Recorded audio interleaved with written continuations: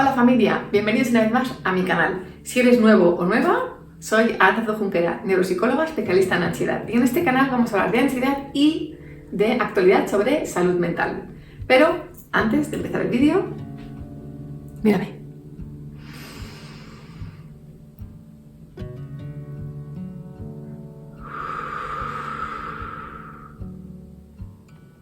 Ahora sí, empezamos.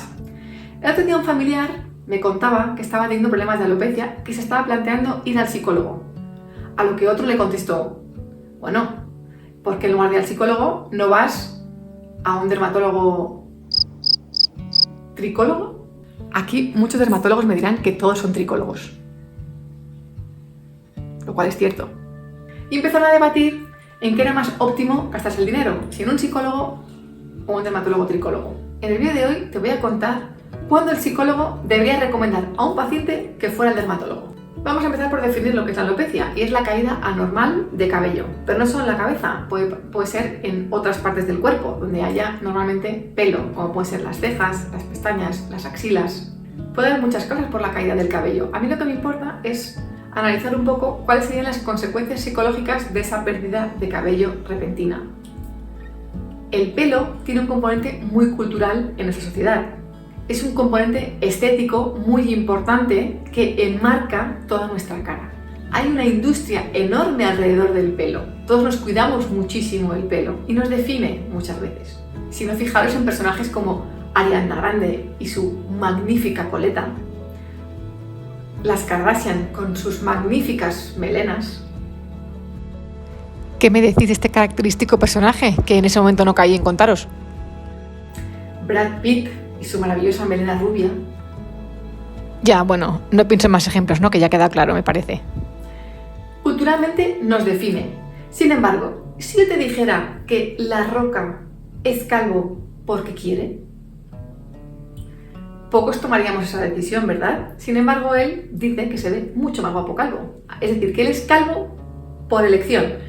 Aunque es cierto que a estas alturas de su historia también te reconoce que es posible que ahora tenga unas cuantas entradas. Pero cuando empezó a raparse la cabeza, no tenía problemas de pelo. Salvo este último caso, la mayoría soñamos con estupendas melenas, estupendos tupés y cortes de pelo varios. ¿Qué ocurre cuando este elemento tan importante desaparece?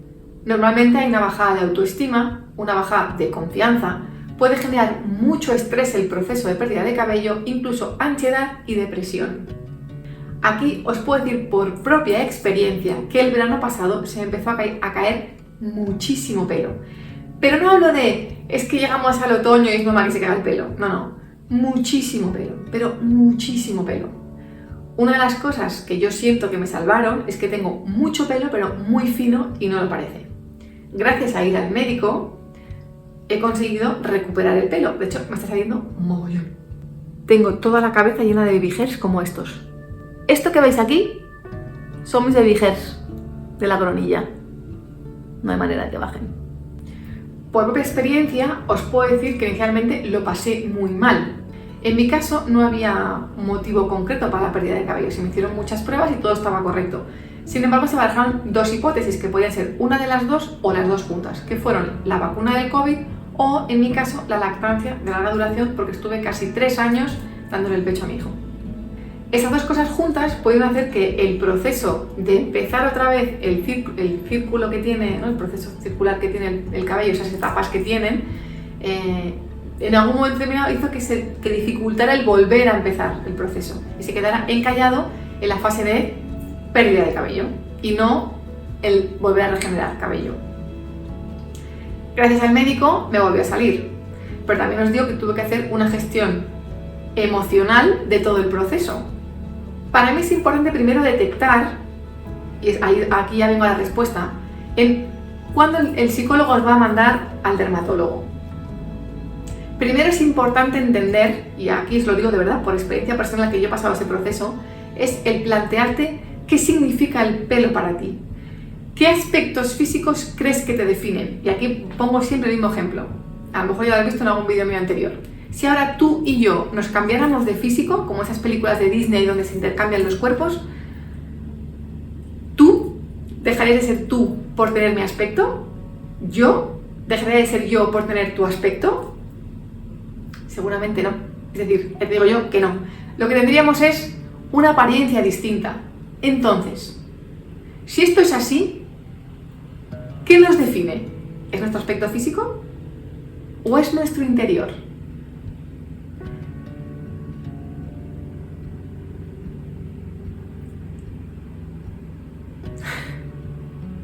Interesante la pregunta, ¿no?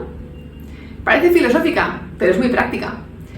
Esa fue la primera cosa que a mí me ayudó a entender que el pelo no deja de ser algo externo y estético, que forma parte de nuestra cultura, pero que no nos define. También os digo, si me preguntáis, porque una de las cosas que se podía barajar es que tuviera alguna enfermedad grave y por eso me estuviera quedando calva, que yo pensé, ¿qué prefieres? ¿Estar enferma y con pelo o calva y sana viviendo tu vida? Para mí no hay duda, ¿eh? Ninguna duda. Ninguna. Prefiero calva, sin ninguna duda. Otro elemento que me ayudó mucho al proceso es ponerme en lo peor. ¿A qué me refiero? Muchas veces nos atormentamos con el miedo a que pueda pasar algo y la sola idea de pensar en lo que podría pasar nos atormenta tanto que no le hacemos frente y nos pasamos el tiempo con esa ansiedad pensando en yo no quiero eso para mí. En el momento que hice el ejercicio de pensar, vale, cuando me quede calva, ¿qué hago? ¿Peluca? ¿Gorros? ¿Tatuaje? Cuando hice ese ejercicio de pensar en soluciones si me quedaba calva, os puedo decir que ya el proceso fue otra historia. Me cambió mucho la percepción y empecé a fijarme en personas calvas, qué hacían ellas para lidiar con su día a día. Yo os digo que yo pelucas, no. ¿Cuándo mandaríamos, como psicóloga, cuándo mandaría yo a alguien al médico? Bueno, porque yo siempre que hay una sintomatología física, mandaría al médico por si puede ser síntoma de una enfermedad que podemos tratar y por tanto revertir. Es importante que entendamos que la salud no es solo física, sino también mental. Si conseguimos esa homeostasis, ese equilibrio, esa tranquilidad física y mental, eso es lo que verdaderamente importa. Luego las formas o los colores que tengamos cada uno, eso es independiente porque no deja de ser estética y no deja de ser gustos personales y sociales que a lo largo de la historia van cambiando como quieren. Esto quiere decir que la belleza no es única, no es universal, es subjetiva y en este caso incluida también social. Hay un componente de colectividad, pero no es universal. Si no se hubiera mantenido estática a lo largo de los años y si analizáis la historia de la moda, por ejemplo, de la belleza, de los peinados, veréis que ha evolucionado mucho, incluso en diferentes culturas también es muy distinto.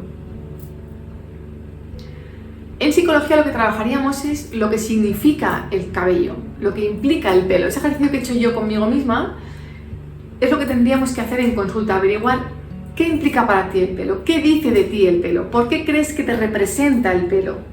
Paralelamente os digo, yendo al médico para comprobar que no hay nada malo. Si estamos sanos y simplemente hay una pérdida de cabello y no se puede hacer nada al respecto, entonces hay que lidiar con la nueva imagen de mí, sabiendo que sigo siendo yo, pero que ahora tendré que afrontar una nueva imagen respecto a mí. Sí es cierto que siempre bajamos la autoestima cuando nos fijamos en las cosas que no tenemos en lugar de las que sí tenemos. Si ponemos el foco, primero, en entender que somos seres genéticamente únicos. Si tenéis un mellizo idéntico o un gemelo idéntico, ya ahí no. Pero aún así, tu psique es única. O sea, tenemos que entender que somos únicos. No hay nadie como nosotros. Y no sé, pero en el mundo capitalista, cuando algo es único y exclusivo, es lo más caro que hay. Si entendemos que somos únicos y exclusivos, eso ya nos da un valor. Y ahora, si ponemos el foco en lo que sí tenemos, en lugar de lo que no tenemos, posiblemente la autoestima nos va a crecer y mucho. Si yo no pongo el foco en voy a dejar de tener pelo, que parece que es lo que me define, y pongo el foco en, bueno, pero tengo salud, tengo, yo qué sé, cualquier cosa que te guste de ti, te va a ayudar más a no bajar la guardia con esa autoestima. Así que si no hay ningún problema médico, todo está correcto y estamos sanos y saludables y aún así hay una caída de cabello, tenemos que empezar a sacar partido y fijarnos en modelos distintos a los que nos estábamos fijando antes, porque podemos ser igual o más atractivos que antes. Y si no, lo he dicho, fijaros en La Roca, espectacular. Y os dejo aquí más ejemplos de tipos espectaculares sin pelo. Es más, para las chicas os voy a dejar modelos de mujeres calvas espectaculares. Solo cambiar el esquema mental de lo que creemos que es belleza, nada más. Si no se puede hacer solos, lo hacemos con compañía, que para eso estamos, para ayudar.